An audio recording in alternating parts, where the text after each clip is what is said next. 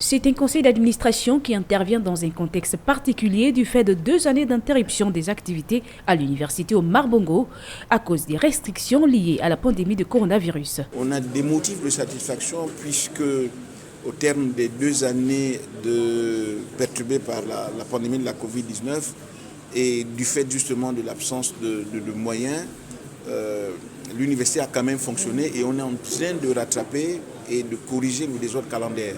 Le fonctionnement de l'exercice 2020-2022 a révélé un certain nombre de problèmes au sein de l'université la plus ancienne du pays, notamment les difficultés financières. Ainsi, pour cet énième conseil d'administration, 4 principaux points étaient à l'ordre du jour.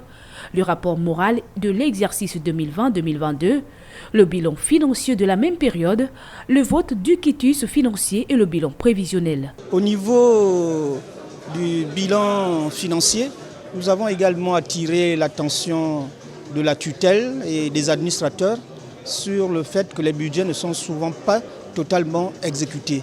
Ce qui fait en sorte que nous nous retrouvons à la fois avec les dettes intérieures, notamment en termes de vacations, en termes des fournisseurs également, ce qui pose également un problème au niveau du fonctionnement de nos établissements.